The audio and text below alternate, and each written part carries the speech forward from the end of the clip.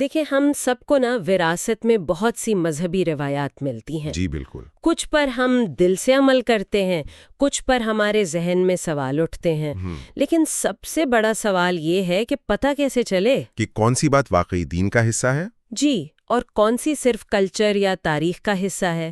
آج ہمارے ہاتھ جو مواد لگا ہے وہ اسی مسئلے کا ایک بہت ہی واضح اور شاید کچھ لوگوں کے لیے چونکا دینے والا حل پیش کرتا ہے۔ صحیح۔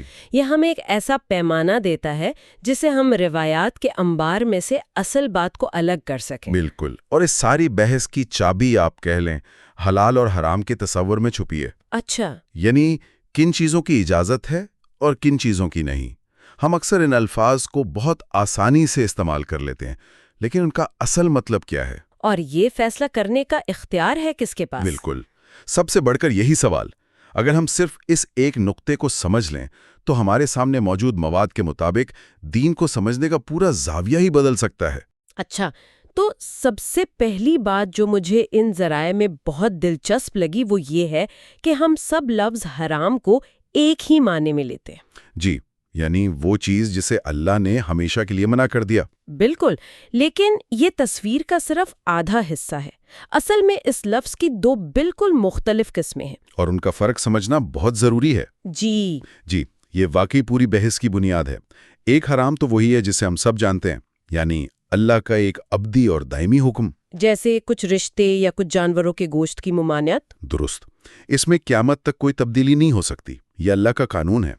لیکن حرام کا ایک دوسرا مطلب بھی ہے جو اکثر ہماری نظروں سے اوجھل رہتا ہے، اور وہ کیا ہے؟ وہ ہے کسی حلال اور جائز چیز کو اپنے اوپر، اپنی ذات پر عارضی طور پر ممنوع کر لینا۔ اچھا، یعنی ایک ذاتی قسم کی پابندی۔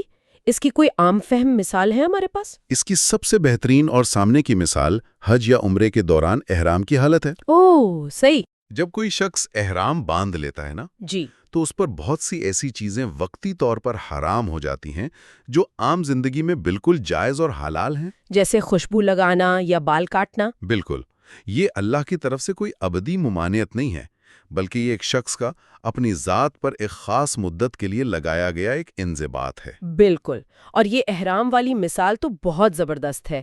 اس کا مطلب ہے کہ اسلام میں ذاتی روحانی مشق یا سیلف ڈسپلن کا تصور موجود ہے، لیکن مسئلہ تب پیدا ہوتا ہے جب ہم کسی کی ذاتی مشق کو پوری امت کے لیے شرعی قانون سمجھ بیٹھتے ہیں۔ جی، یہ تو ایک فرد کے ذاتی فیصلے اور اللہ کے آفاقی قانون کے درمیان فرق کا معاملہ ہے۔ آپ نے بالکل صحیح پکڑا۔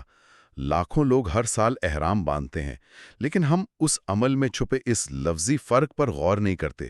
تو خلاصہ یہ ہے کہ ایک ہے اللہ کی طرف سے دائمی مانعت، اور دوسری ہے انسان کی طرف سے اپنے اوپر عرضی پابندی۔ جی، جب تک یہ دونوں الگ الگ رہیں کوئی مسئلہ نہیں۔ گڑبڑ تب شروع ہوتی ہے جب دوسری قسم کو پہلی سمجھ لیا جاتا ہے۔ ٹھیک ہے، یہ فرق تو واضح ہو گیا۔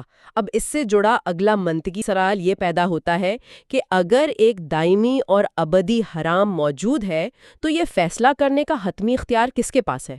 اور ذرائع اس معاملے میں کسی شک کی گنجائش نہیں چھوڑتے۔ جی، یہاں ایک بہت ہی بنیادی اور آپ کہہ لیں طاقتور اصول بیان کیا گیا ہے۔ یہ اختیار صرف اور صرف اللہ کے پاس ہے۔ صرف اللہ کے پاس؟ جی، کسی بھی انسان کو، چاہے وہ پیغمبر ہی کیوں نہ ہو، یہ حق حاصل نہیں کہ وہ اپنی طرف سے کسی چیز کو ہمیشہ کے لیے حلال یا حرام قرار دے۔ اس کی وجہ کیا بیان کی گئی ہے؟ وجہ یہ ہے کہ ایسا کرنا اس آزادی میں مداخلت ہے جو اللہ نے انسان کو دی ہے۔ کسی چیز کو قیامت تک کے لیے حرام قرار دینے کا مطلب ہے آنے والی تمام نسلوں کے فیصلے پر پابندی لگانا، اور یہ اختیار صرف وہی ذات استعمال کر سکتی ہے جس نے انسان کو اور اس کی آزادی کو تخلیق کیا ہے۔ اور قرآن بھی تو اسی اصول کی تائید کرتا ہے نا۔ ایک آیت ہے جس کا مفہوم کچھ یوں ہے کہ اے ایمان والو، جو پاکیزہ چیزیں اللہ نے تمہارے لیے حلال کی ہیں انہیں اپنے اوپر حرام مت کرو۔ بالکل، یہ تو بہت واضح ہدایت ہے، یعنی یہ دائرہ اختیار صرف اور صرف اللہ کا ہے۔ جی بالکل، یہ کوئی معمولی بات نہیں ہے۔ یہ انسان کو انسان کی قانون سازی سے آزاد کرنے کا اعلان ہے کہ کوئی شخص، گروہ یا ادارہ یہ طے نہیں کرے گا کہ دوسرے انسانوں کے لیے کیا جائز ہے اور کیا ناجائز۔ یہ صرف خدا کا استحقاق ہے۔ ٹھیک ہے، تو اصول یہ ٹھہرا کہ یہ اختیار صرف اللہ کا ہے، لیکن یہیں پر میرے ذہن میں ایک سوال آیا تھا جب میں یہ مواد پڑھ رہی تھی، اور وہ ذرائع میں بیان کیے گئے اس واقعے سے متعلق ہے جس میں پیغمبر اسلام نے خود ایک حلال چیز کو اپنے اوپر حرام کر لیا تھا۔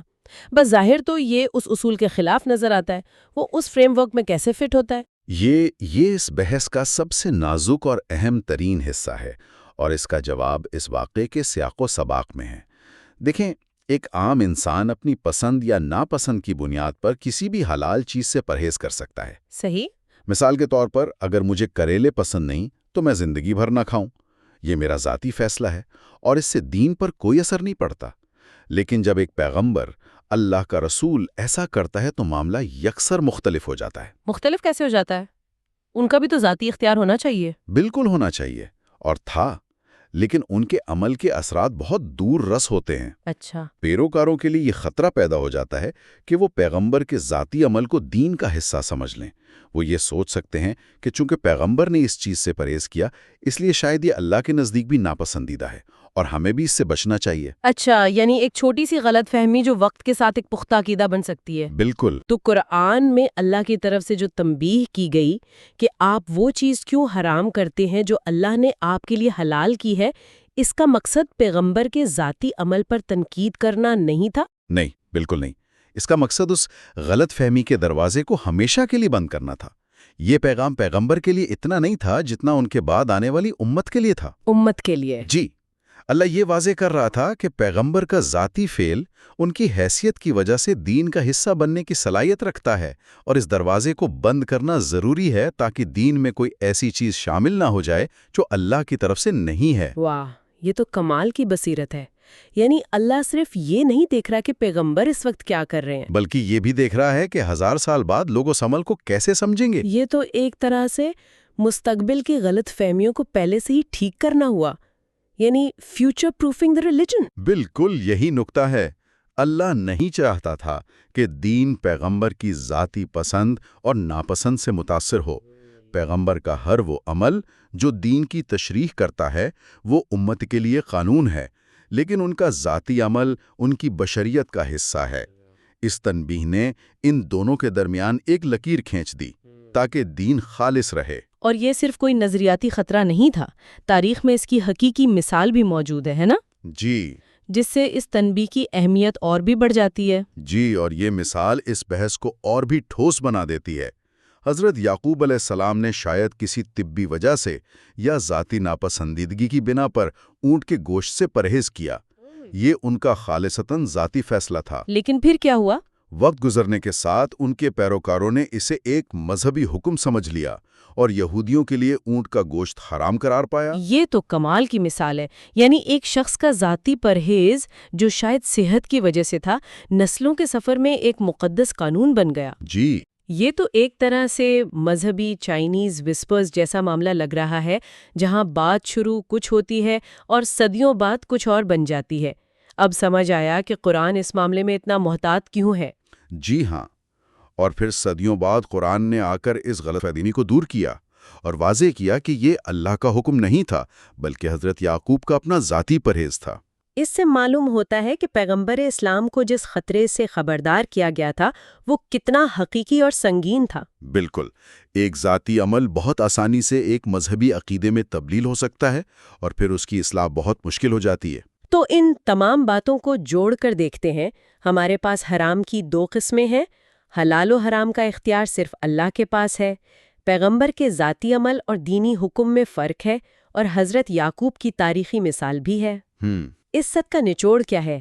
آج ہم ان روایات کو کیسے پرکھیں جو پیغمبر کی وفات کے صدیوں بعد کتابوں میں آئیں؟ یہی اس پوری گفتگو کا حاصل ہے۔ ان تمام دلائل کی بنیاد پر ایک سنہری اصول وضع کیا گیا ہے۔ پیغمبر سے منسوب کسی بھی روایت، کسی بھی قول یا فعل کو پرکھنے کا حتمی بنیادی اور واحد معیار قرآن ہے۔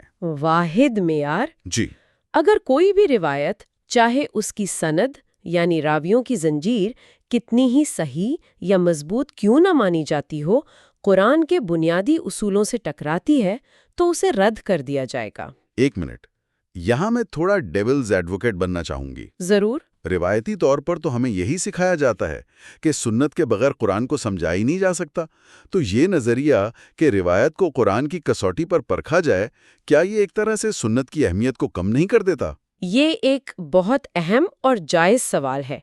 یہاں مقصد سنت کی اہمیت کو کم کرنا ہرگز نہیں، بلکہ قرآن اور سنت کے باہمی تعلق کو درست طور پر سمجھنا ہے۔ دلیل یہ نہیں کہ سنت کو چھوڑ دیا جائے، بلکہ یہ ہے کہ کون سی بات واقعی سنت ہے، اس کا فیصلہ کیسے ہو۔ منطق بہت سادہ ہے۔ اللہ کا پیغمبر خود اللہ کی کتاب کے خلاف کوئی بات نہیں کہہ سکتا اور نہ کوئی کام کر سکتا۔ یہ ناممکن ہے۔ تو اگر کوئی تضاد نظر آئے تو یہ مانا جائے گا کہ مسئلہ روایت میں ہے، قرآن میں نہیں؟ بالکل۔ قرآن ایک طے شدہ اور محفوظ حقیقت ہے۔ روایات صدیوں کے انسانی عمل سے ہم تک پہنچی ہیں۔ اگر کوئی روایت کہتی ہے کہ پیغمبر نے اپنی طرف سے کسی چیز کو ہمیشہ کے لیے حرام کر دیا، تو یہ روایت قرآن کے اس بنیادی اصول سے ٹکراتی ہے کہ یہ اختیار صرف اللہ کا ہے۔ تو نتیجہ یہ نہیں نکالا جائے گا کہ قرآن غلط ہے، بلکہ یہ کہ وہ بات پیغمبر سے غلط منسوب ہو گئی ہے۔ یہاں روایتی نقطۂ نظر سے ایک بڑا انحراف ہے۔ عام طور پر سند کی مضبوطی کو ہی سب کچھ سمجھا جاتا ہے، لیکن یہ ماخذ کہتا ہے کہ اصل پرکھ متن کی ہے، کہ وہ بات خود قرآن سے مطابقت رکھتی ہے یا نہیں۔ جی۔ اس کا مطلب یہ ہوا کہ معیار یہ ہے کہ روایت کو قرآن کی کسوٹی پر پرکھا جائے گا، نہ کہ قرآن کو روایت کی روشنی میں محدود کیا جائے گا۔ قرآن اصل ہے اور روایت اس کے تابع ہے۔ یہ تو پورا پیراڈائم شفٹ ہے۔ جی، یہ ایک پیراڈائم شفٹ ہی ہے۔ یہ اصول قرآن کو مرکز میں رکھتا ہے۔ اگر کوئی چیز قرآن کے خلاف جاتی ہے تو یہ نہیں کہا جا سکتا کہ پیغمبر نے ایسا کیا ہوگا، بلکہ یہ نتیجہ نکالا جائے گا کہ یہ بات ان سے غلط منسوب کی گئی ہے، چاہے کہنے والے کتنے ہی معتبر کیوں نہ ہوں۔ اس بحث سے ایک اور عام تصور بھی چیلنج ہوتا ہے، وہ یہ کہ پیغمبر کی ہر بات اور ہر عمل وحی کا حصہ ہوتا ہے۔ بالکل۔ اگر پیغمبر نے کسی چیز کو اپنے اوپر وحی کی بنیاد پر حرام کیا تھا، تو پھر قرآن جو خود سب سے بڑی وحی ہے، اس پر تنبیہ کیوں کرے گا؟ یہ تو ایک تضاد ہو جائے گا۔ آپ نے بالکل صحیح نقطہ اٹھایا ہے۔ کیا ایک وحی دوسری وحی کو غلط قرار دے سکتی ہے؟ یہ منطقی طور پر ممکن نہیں۔ تو پھر اس کا کیا مطلب ہے؟ اس سے یہی نتیجہ نکلتا ہے کہ وہ عمل ایک ذاتی فیصلہ یا اجتہاد تھا، نہ کہ اللہ کا حکم یا وحی۔ یہ دلیل اس نظریے کو مزید تقویت دیتی ہے کہ پیغمبر کے تمام اعمال وحی نہیں ہوتے تھے، بلکہ ان میں ان کے ذاتی بشری فیصلے بھی شامل ہوتے تھے۔ اور دین کا حتمی اور غیر متزلزل معیار صرف اور صرف وہ وحی ہے جو قرآن کی شکل میں محفوظ ہے۔ بالکل۔ اس کے علاوہ کسی چیز کو یہ مقام حاصل نہیں ہے۔ تو آج کی اس گفتگو کا خلاصہ یہ ہے کہ کسی بھی مذہبی روایت کو جانچنے کے لیے ہمارے پاس ایک بہت واضح اور مضبوط کسوٹی موجود ہے، اور وہ خود قرآن ہے۔ جی۔ کوئی بھی ایسی تعلیم، کوئی بھی ایسا عمل، کوئی بھی ایسی روایت جو قرآن کے بنیادی پیغام اور اس کے واضح اصولوں سے ٹکراتی ہو، اسے پیغمبر سے منسوب نہیں کیا جا سکتا، چاہے وہ بات صدیوں سے کتنی ہی مشہور کیوں نہ ہو گئی ہو۔ بالکل۔ حلال اور حرام کا اختیار صرف اللہ کا ہے، اور پیغمبر خود اس اختیار کے سب سے بڑے محافظ تھے۔ یہ ایک ایسا پیمانہ ہے جو دین کو انسانی آمیزش سے پاک رکھنے کی ضمانت دیتا ہے، اور ہر دور کے انسان کو یہ موقع فراہم کرتا ہے کہ وہ براہ راست اللہ کی کتاب سے رہنمائی حاصل کرے۔ اور آخر میں سامعین کے لیے ایک سوچنے کی بات چھوڑ جاتے ہیں۔ ذرائع نے ہمیں پرکھنے کا ایک واضح معیار تو دے دیا ہے، لیکن اس پر عمل کرنے کا اصل چیلنج کیا ہے؟ وہ کیا ہے؟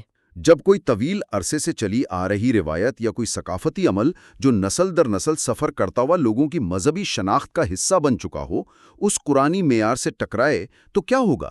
صحیح۔ یہ صرف ایک روایت پر نظر ثانی کا سوال نہیں رہتا، بلکہ یہ اس پورے فکری ڈھانچے پر غور کرنے کی دعوت ہے جس کے تحت صدیوں سے علم اور اختیار کو سمجھا اور بڑھتا گیا ہے۔ یہ اپنے ورثے کو تنقیدی نظر سے دیکھنے کا ایک مشکل مگر شاید ناگزیر سفر ہے۔